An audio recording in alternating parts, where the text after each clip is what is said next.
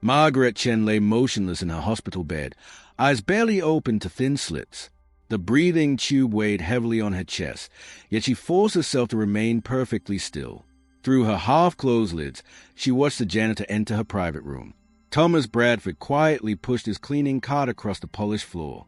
His uniform was worn but clean, the janitorial patch on his chest pocket faded from countless washes.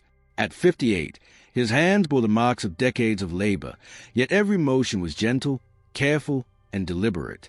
Margaret had built a pharmaceutical empire from nothing.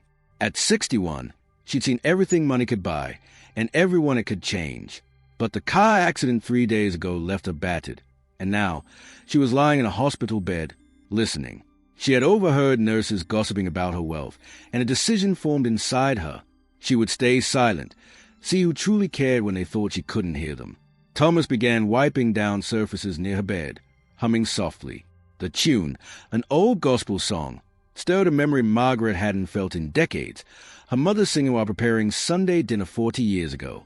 Her chest tightened unexpectedly. "Lord, please watch over this woman," Thomas whispered, unaware she was listening. "I don't know her story, but I know she's somebody's daughter, somebody's friend, maybe even a mother." For the first time in years, Margaret felt a pang of something she hadn't experienced in a long while, pure, selfless concern. It had been 3 years since anyone had prayed for her without wanting something in return. Thomas adjusted the blanket slipping from her shoulder. "My daughter Sarah will be about your age if she'd lived," he said quietly, voice thick with grief. "Lost her to cancer 12 years ago. Every time I see a young woman here, I imagine what someone might do for my little girl." Tears threatened Margaret's closed eyes. She fought to keep her breathing steady. She thought of her own son, Jason, 16 now. Thomas continued, dusting around medical equipment.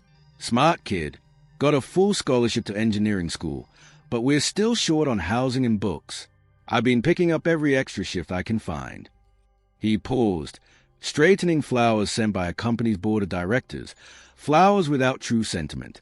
"I tell Jason not to worry. The Lord provides." His mama would have wanted him to follow his dreams.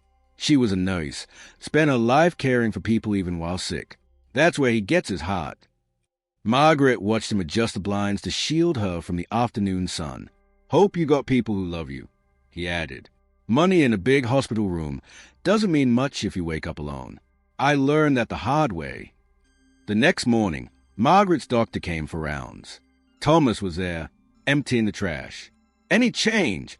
he asked quietly. "Not yet," the doctor replied, "but her vitals are strong. I'm hopeful." "I'll keep praying," Thomas said simply. "Been doing it every shift." As they left, Margaret allowed a single tear to fall. For 3 more days, Thomas visited twice per shift. He prayed, adjusted her blanket, and spoke to her as if she mattered beyond her wealth. On the 6th day, Margaret decided she had learned enough. When Thomas entered that evening, she slowly opened her eyes fully. "Water," she whispered hoarsely. Thomas nearly dropped his spray bottle, his face lighting up with pure joy. "Oh, thank the Lord. Let me get the nurse."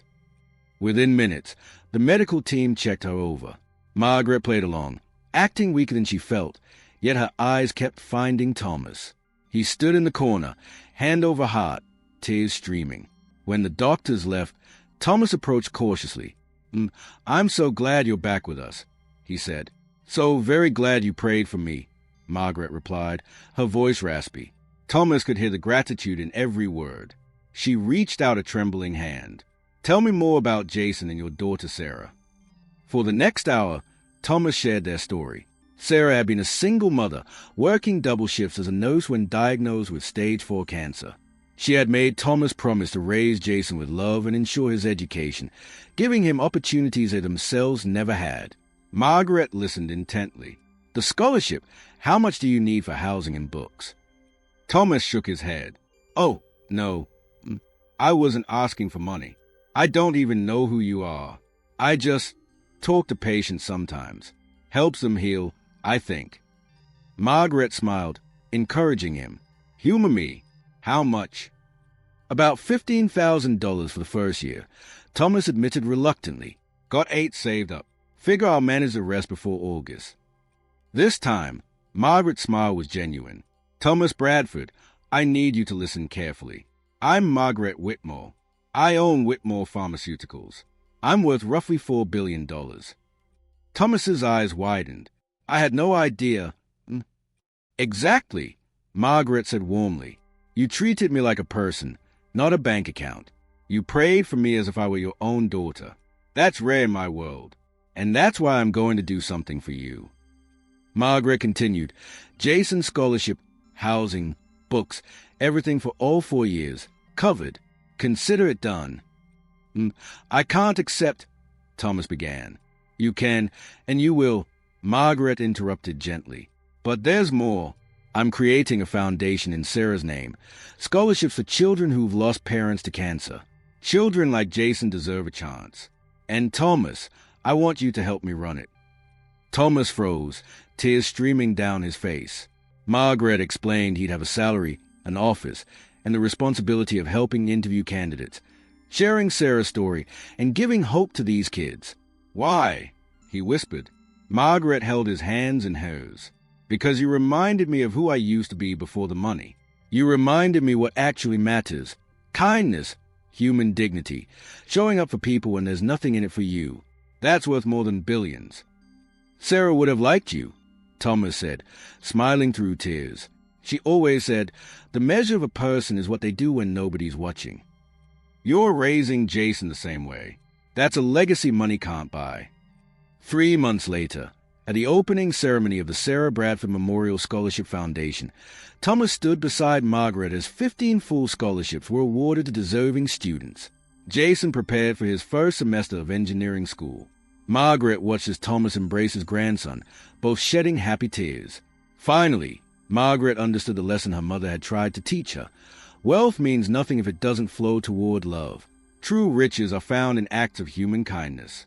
Sometimes, you must pretend to be asleep to wake up to what truly matters. If this story touched your heart, like, share, and subscribe for more stories of unexpected kindness, she said.